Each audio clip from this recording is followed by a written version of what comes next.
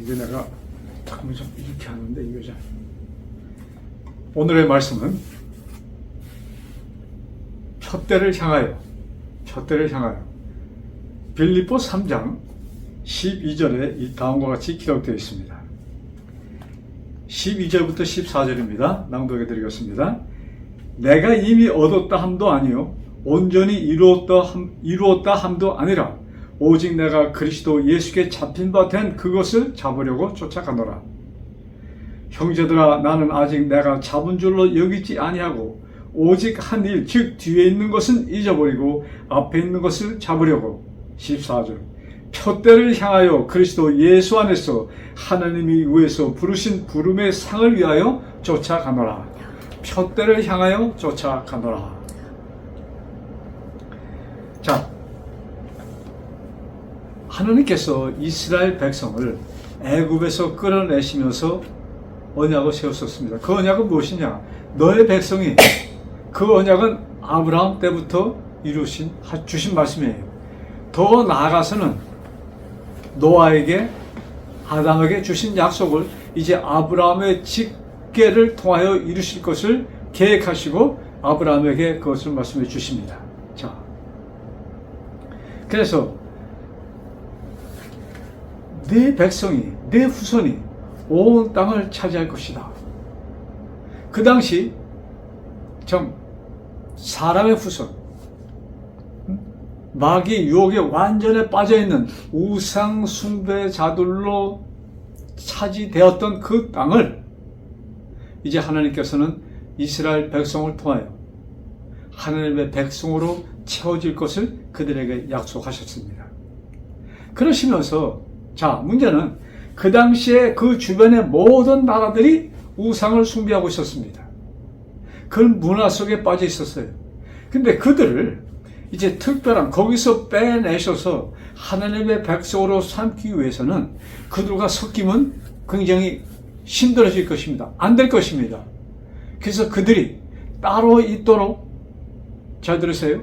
따로 있도록 그들을 위하여 안전 울타리를 만들어 주십니다. 바로 그것이 무엇이냐면 출애굽기에 나오는 모세가 시내산에서 받은 십계명인 것입니다.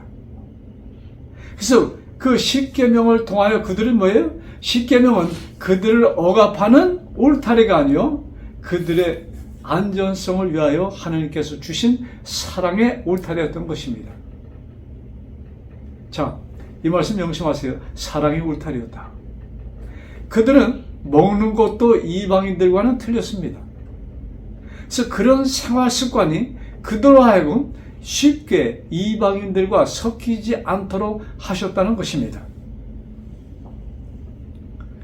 자, 이제 애굽 땅에서 벗어난 이스라엘, 지금 죄악 상태에서 마귀가 주장하는 이 세상, 이 마귀가 만든 감옥 속에 있는 자들을 건지셔서 하나님의 백성으로 아버지의 나라에 가도록 만드신, 세우신 목적, 그렇게 계획을 하셨습니다. 그렇게 그것을 위해서 뭐예요? 하나님께서는 모세를 통하여 안전의 울타리를 만들어 주신 것이 뭐예요? 십계명이다, 이것입니다. 자, 여러분, 이 말씀들을 그냥 좀 깊이 좀 새겨 들으시면 얼마나 좋을까 생각합니다. 자, 사람은 말이죠, 그 안전의 울타리, 십계명은 하나님의 법을 주셨는데 하나님께서 이스라엘 백성에게 그걸 지키도록 당부하십니다. 그건 그러시면서 그 말씀을 주신, 돌비가 섞인 그 말씀을 주시면서 모세에게 이렇게 얘기합니다. 언약궤라고, 언약의 돌비라고 이렇게 말씀하십니다. 여러분, 법과 언약에는 엄청난 차이가 있습니다. 언약은 뭐예요? 하나님께서 사람들에게 하시는 약속입니다.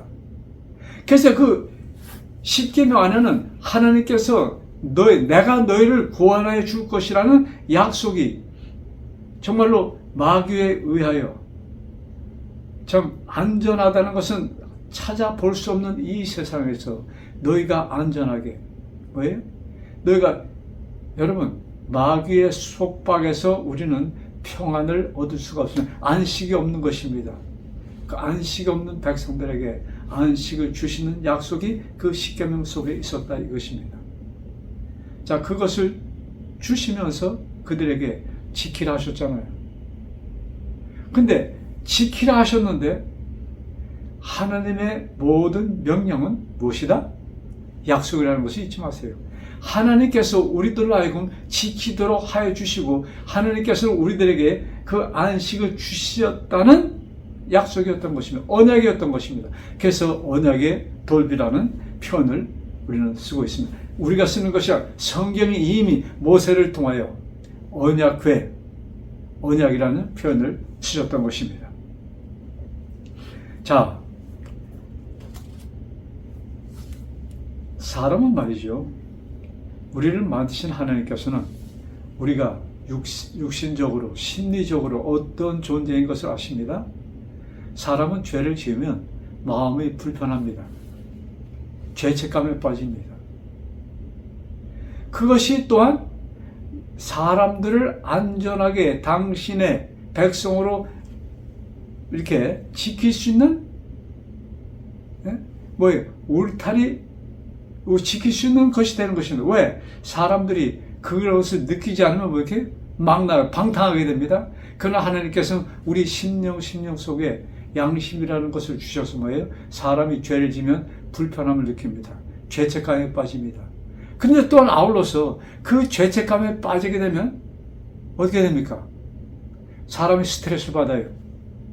사실 스트레스라는 것은 지금의 오늘날의 표현이지만 그것은 뭐예요? 인류가 아담 때부터 아담이 선악과를 먹은 후에 어떻게 되었습니까? 완전히 스트레스에 빠져서 참 그렇게 기쁘게 만나던 하나님이 피해서 나무 뒤에 숨는 그런 여러분 숨었다. 이것은 뭐예요?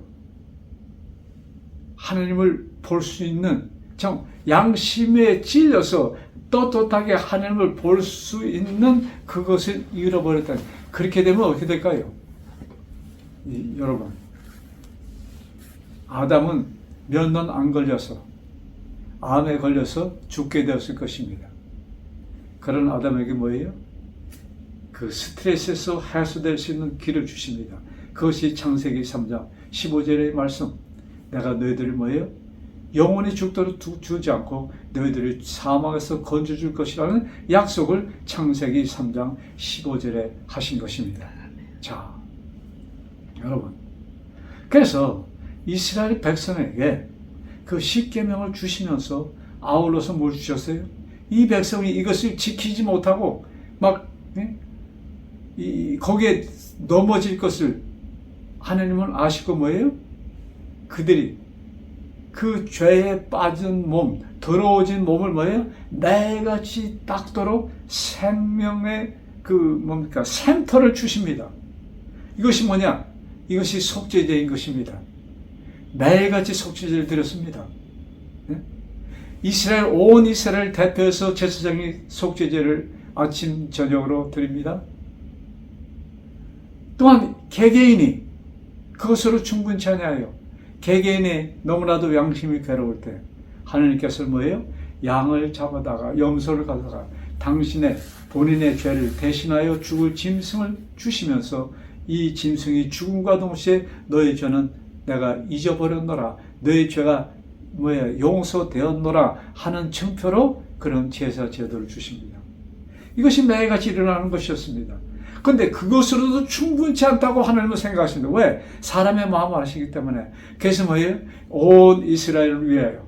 여러분 잘 들으세요.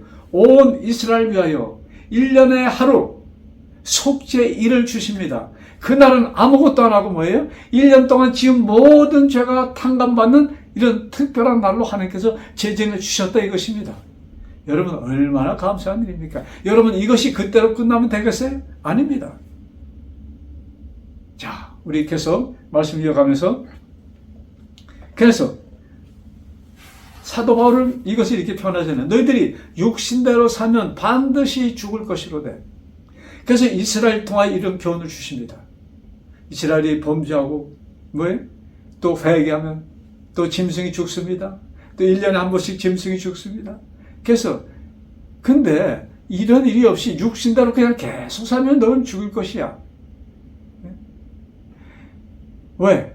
그런 일이 없이 우리가 죄에 눌리면 그 죄책감에 그것이 무거워서 우리는 결국 쓰러져 일어서지 못하고 죽은 그 상태에 있게 될 것을 하나님은 아셨기 때문에 육신대로 살면 반드시 죽을 것이로되 여러분 육신은 죄에서 자신의 힘으로 거기서 헤어나올 수가 없는 것입니다. 다시 말해서 육신이라는 것은 죽은 상태, 흙이라는 것입니다. 여러분 생명이 없는 흙 자체가 어디서 어떻게 일어나는 거겠습니까? 여러분 우리가 이런 성경의 말씀을 하나의 그저 도덕적인 차원에서 사도 바울이 육신대로 살면 그래서 이것을 어떻게 합니까? 막 방종하고 방탕하고 이런 것에만 우리가 이것을 이렇게 붙이는데 그것이 아니에요. 우리 인생은 예수님이 없으면 육신대로 살고 있는 그 상태인 것입니다. 여러분 요한복음 3장 17절에 말씀 기억하시죠?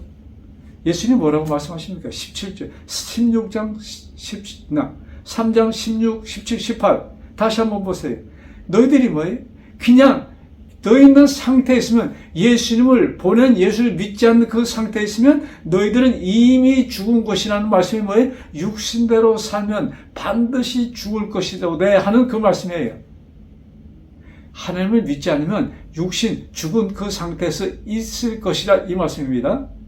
그래서 육신대로 하면 그냥 도덕적인 방탕 이것 이상의 더 깊은 의미를 담고 있는 것입니다. 자, 그 다음에 사도 바울 뭐라고 얘기합니까? 사도 바울 거기 보면은 뭐예요? 이것이 아마 로마서 8장 13절에 나오는 말씀이 아닌가 생각하는데 자, 여러분 그 다음에 영으로 몸의 행실을 죽이면 살리라. 하나님의 성령 하나님을 통하여 너희들이 이런 생각 속에서 빠져나올 때 너희는 살 것이다 이 말씀이에요. 이런 생각 속에서 우리가 빠져나와야 됩니다. 그래서 우리가 뭐예요? 그래서 성경은 우리들에게 이런 말씀하시잖아요. 사도 바울의 말씀이죠. 쉬지 말고 기도하라. 이 말씀이 뭐예요? 너희가 그 영역에서 나오기 위해서 뭐예요? 우리는 계속 성령 하나님의 도움이 필요하다는 말씀입니다. 쉬지 말고 기도하라. 또한 아울러 항상 기뻐하라. 너희들은 죄에서 건져냄을 받은 자라는 이런 확신 속에서 쉬지 말고 기도하라. 이 말씀인 것입니다. 자, 그래서 우리들이 이런 잘못했다고 죄를 지었다고 거기 그냥 주저앉으면 어떻게 그냥 죽음 사망 속에 있는 것입니다. 자, 그래서 우리가 사망 속에 있다는 것은 뭐예요? 우리가 마귀가 만든 감옥 속에 갇혀 있다는 사망이라는 감옥 속에 갇혀 있다는 것을 말씀하는 것입니다. 그래서 뭐예요? 우리가 예수님께서 주신 말씀은 진리가 뭐예요? 진리가 너희를 자유케 하리라. 모든 사도들이 이 말씀을 이용하십니다. 진리가 너희를 자유케 하리라. 그 진리는 뭐예요? 여러분, 그 진리는 교회의 교리가 아닙니다. 여러분, 이 진리는 무엇이에요? 예수님께서 너희들에게 온전한 자유를 줄 것이다. 이 말씀인 것입니다. 자,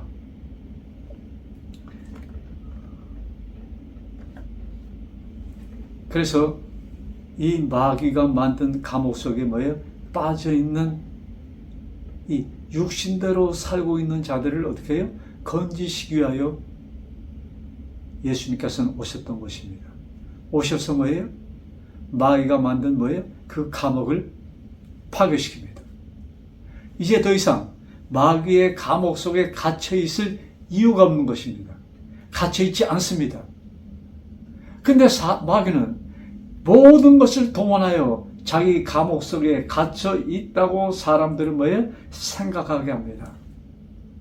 그는 공포에 빠지게 합니다. 근데 예수님께서는 그것을 뭐예요? 단연코 없애시고 뭐예요? 우리들에게 자유를. 그래서 진리가 너에게 뭐예요? 자유를 줄 것이다. 진리를 알지니 진리는 누구예요? 예수님을 만난 자들은 자유를 얻을 것이다. 이 말씀인 것입니다. 즉 그것을 또 다른 표현으로 사망에서 그리스도 안에 있는 자는 사망에서 생명으로 옮겨졌느니라 이렇게 말씀하십니다. 옮겨질 것이 아니고 옮겨졌느니라 이런 표현을 쓰셨던 것입니다. 여러분 너무나도 많은 그리스도인들이 너무나 많은 교인들이 예? 참 내가 이렇게 열심히 교회 생활하면 여러분 교회 생활과 신앙 생활을 여러분 너무나도 지금 혼동하고 있습니다. 여러분 교회 생활이 신앙 생활이 아닙니다. 참 너무나도 유감스럽게 오늘날 너무나도 많은 참 가르침 속에 교회에 충실하는 것이 하나님께 충성하신 것이라는 이런 착각 속에 사람들을 유혹합니다. 여러분 기억하세요. 말세에 많은 거짓 선지자가 일어날 것이다. 예수님께서 계실 때에 이미 많은 거짓 선지자가 있노라고 예수님께서 말씀하셨습니다. 여러분 지금은 어떻겠습니까? 너무나도 많은 거짓이 진리인 양 활동하고 있는 이 때인 것입니다. 자, 그래서 예수님께서 언제 이 사망의 이 묶임 속에서 사단의 뭐예요? 감옥 속에서 우리를 풀어주셨는가? 그것이 십자가에서 이루어진 뭐예요? 기적입니다. 십자가에서 이루어진 기적. 자, 우리 히브리서 10장에 보면은 히브리서 10장. 여러분 히브리서는 사도 바울이 유태인들을 위하여 특별히 기록된 한 말씀입니다. 사실 이 초대교회 시작은 유태인으로부터 시작하는 것입니다. 그래서 사도 바울이 가는 곳마다 또한 뭐예요? 개종하지 않은 유태인들의 너무나도 심한 방해를 하는 사람들도 유태인이었습니다. 복음을 전하는 사람도 유태인이었고 그것을 방해하는 자도 유태인이었습니다. 이제 또 개종하였다가 옛날로 돌아간 유태인들. 여러분 그래서 히브리서는 참 이 성소 하나님께서 죄를 용서하시는 그것을 아주 실제적으로 유태인 이스라엘 백성을 애굽에서 끌어내면서 주신 그 생활 속에서 있는 그 속죄 그 일을 결부시킵니다. 무엇과? 현재 예수님께서 하신 일을 결부시킵니다. 그래서 예수님이 십자가가 우리의 죄를 영원히 없애셨다는 것을 사도 바울은 히브리서에 분명히 기록하고 있습니다. 자, 히브리서 10장 11절에 다음과 같이 기록합니다. 제사장마다, 잘 들으세요. 제사장마다 매일 서서 섬기며 자주 같은 제사를 드리되 이 제사는 언제든지 죄를 없게 하지 못하였거니라. 자, 제사장이 매일같이 제사를 드렸습니다. 그리고 1년에 한 번씩 속죄제를 드렸습니다. 그러나 그것은 뭘 없애지 못했어요? 죄를 없애지 못하셨습니다. 임시적인 처리였습니다.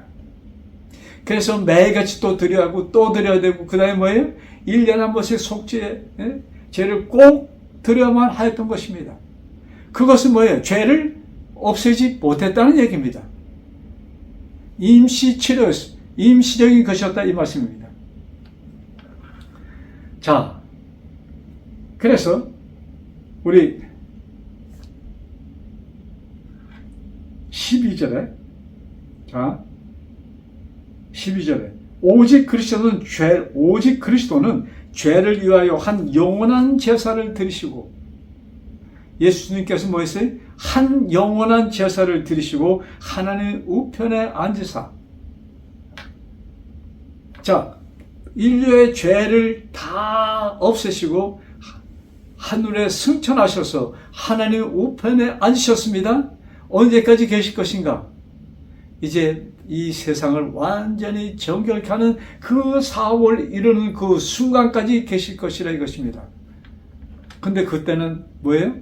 그때와 그 시는 그 날을 아무도 모른다는 것을 약속하셨습니다.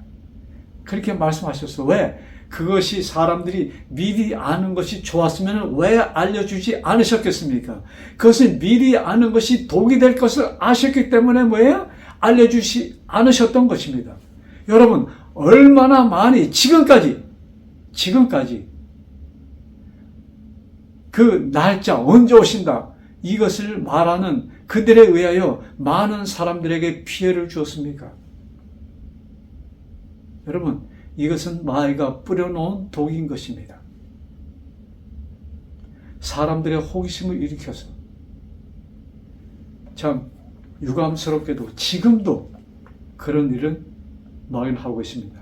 그래서 하나님께서 왜 특별히 그날과 그 시는 아무도 모른다는 말씀하셨을까요?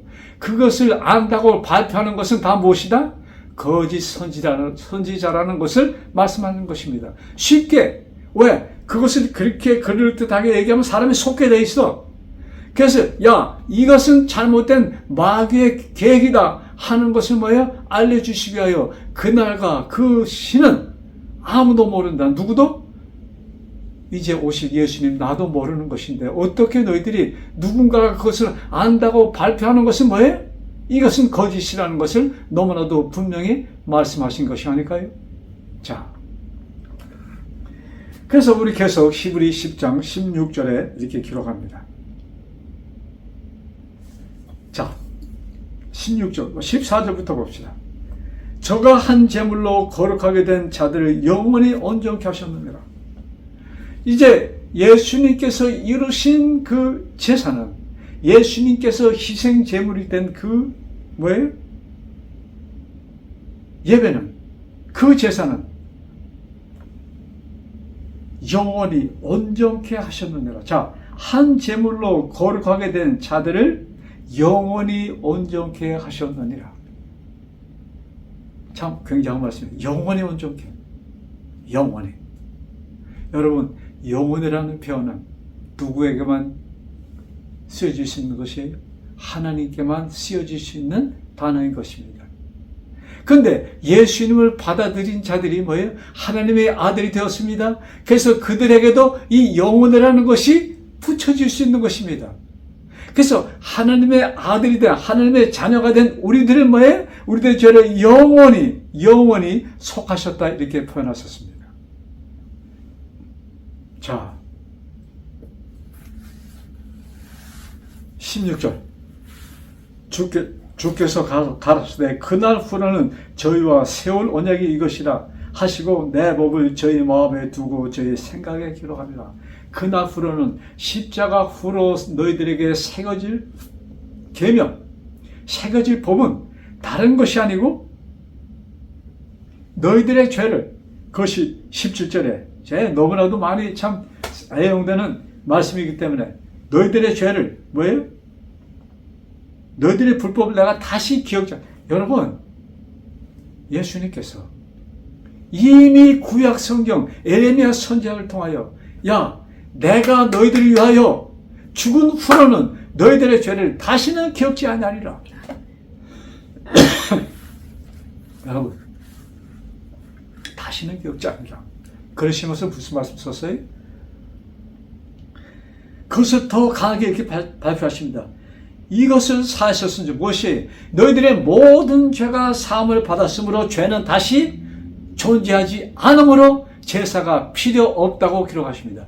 여러분, 유일한 제사는 예수님께서 나를 위하여 드리신 제사입니다. 여러분, 예수님께서 나를 위하여 제사를 드리셨는데 무슨 제사를 또 드리겠다고 하는 것입니까, 여러분? 그래서 예수님께서 당신의 입술로 아주 직접 이렇게 말씀하잖아요. 야, 이제 후로 죄는 다른 것이 아니고 뭐다? 너희들의 죄를 없앤 나를 믿지 않는 것이 죄야. 왜? 나를 믿지 않으면 죄 속에 있잖아. 그러니까 나를 믿지 않는 것이 죄야. 이렇게 예수님께서 간곡히 우리들에게 말씀하셨습니다. 여러분, 참 구약 성경에 참 인류 역사, 참 하늘의 백성에 관계된 인류의 역사의 가장 기둥이라는 모세가 기록한 글에 보면은 모세가 직접 모세의 참 조상 중에 조상인 아브라함과 이삭의 이야기를 쓰면서 거기에 뭐예요? 예수 그리스도가 나의 죄를 없애셨다는 것을 아주 너무나도 뚜렷하게 우리들이 깨닫도록 주신 것이 뭐예요? 아브라함과 이삭의 이야기입니다. 여러분, 그것은 뭐 사람들이 아브라함의 믿음을 시험하기 위하여, 여러분, 하나님께서 아브라함의 믿음을 모르셔서 그런 말씀을 아브라함에게 했을까요? 절대로 아니죠. 하나님은 아셨습니다. 근데 그것을 하라고 명하시고 그렇게 그 진행을 시키도록 하신 목적이 무엇입니까? 목적의 포인트는 여기 나옵니다. 이제 막 이삭을 제물로 단에 쌓고 칼을 들어서 그의 목에 칼이 들어가는 그 순간 하나님께서 딱 잡으시고 아브라함아 그만해 이젠 됐어. 이삭은 죽은 생명 아니었습니까? 그것을 막으셨습니다. 그럼 어떻게 하십니까? 눈을 떠나 본즉 그것이 창세기 몇 장이죠? 22장 13절에 한번 보실까요? 창세기 22장 13절에 그것을 어떻게 표현하셨는가? 눈을 들어보니까 뭐가 보였어요? 수양이 보였습니다. 22장 13절. 자, 아브라함이 눈을 들어 살펴본즉 수양이 뒤에 있는데 뿔이 수풀에 걸려 있는지라. 여러분, 그 전까지 없었던, 여러분, 아브라함이 이 순간만 주변을 봤을까요? 아브라함은 마음속으로 하나님, 정말로 이렇게 해야 됩니까? 내 아들, 내 생명 아들에 약속하셨는데 그 생명을 내가 끊어야 됩니까? 그 후로는 여러 가지 생각이 그 아브라함 머릿속에 있습니다. 그러면서 시간을 조금이라도 더 늦추고자 뭐예요? 어땠을까요? 뒤를 둘러다 보지 않았을까요? 없었던 수양. 뭐예요? 여기 뭐라고 기록되어 있어요? 20장. 눈을 들어 본즉, 눈을 들어 뒤를 보니까 뭐가 있었어요? 수양이 그 눈에 보였습니다. 누구였습니까? 예수 그리스도가, 예수님께서 오셨던 것입니다. 그래서 이삭을 대신하여 수양이 제물이 됩니다. 나의 죄를 대신하여 예수님이 제물이 되셨습니다. 이것을 보여주시기 위하여 창세기 22장 13절이 기록된 것입니다. 예수님께서 나의 죄를 대신하여 죽으셨습니다. 여러분, 그러므로 예수님께서 직접 죄는 다른 것이 아니야. 죄는 다른 것이 아니고 너를 위하여 죽은 나를 믿지 않는 것이 죄야, 이것입니다. 여러분, 예수님이 죽으셨습니다. 죽으심으로 어떻게 했어요? 나의 과거, 현재, 미래의 모든 죄를 용서하셨습니다. 그것을 믿으라는 말씀이에요. 여러분, 로마에서 6장 22절을 보면은 죄의 종, 그 다음에 순종의 종에 대해서 얘기합니다. 이 죄의 종이라는 것이 뭐예요? 예수님께서 나의 죄를 용서해 주었다는 것을 믿지 않는 것입니다. 육신적인 눈으로 볼 때 믿을 수가 없어. 2000년 전에 예수님이 돌아가셨는데 어떻게 내가 그걸 믿어? 이 말씀인 것입니다. 순종의 종은 뭐예요? 그것을 믿는 자를 말씀하는 것이에요. 여러분, 오늘 말씀을 마치면서 본문의 말씀 제가 돌아갑니다. 자, 빌립보 3장. 자, 참 신기합니다. 말씀 빌립보 3장 12절.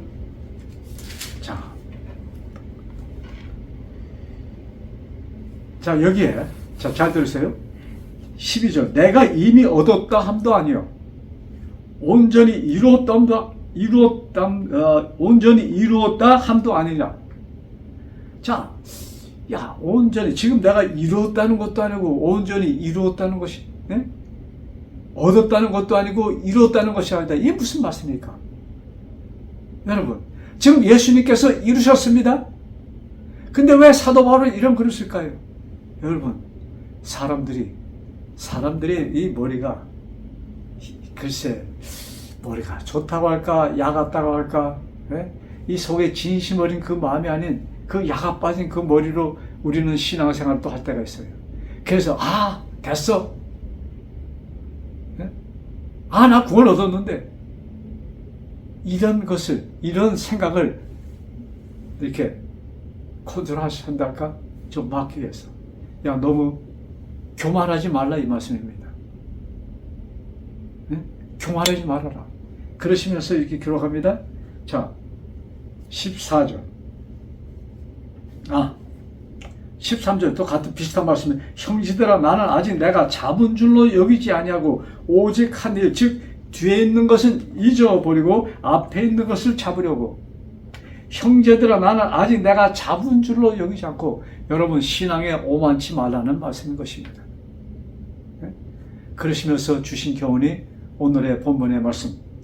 표대를 향하여 그리스도 예수 안에서 하나님이 위에서 부르신 부르심의 상을 위하여 쫓아가느라. 표대를 향하여 쫓아가라. 이 표대 되시는 그리스도. 우리보다 먼저 하늘에 가신 하나님의 우편에 앉으신 그 그리스도. 표대를 향하여. 우리 이 말씀을 듣는 우리 믿음의 형제, 모든 분들, 나의 표대가 되신 예수 그리스도.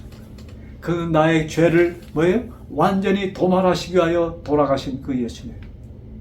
나의 죄를 없애시고 죽으신 그 예수님을 아버지 하나님은 부활시키셔서 하나님 우편에 앉으시고, 그 하나님 우편에 앉으신 그 예수님, 그 안에 우리를 이미 데려갔다고 말씀하셨습니다. 그러나 이 말씀, 여러분, 우리 신앙에 교만심이 들으면 또한 망하는 것입니다. 여러분, 우리는 매 순간순간 표대를 향하여, 예수님을 향하여, 나의 마음이 예수님을 향하는 그 마음이 되어서 이 세상을 극복하고, 이 세상의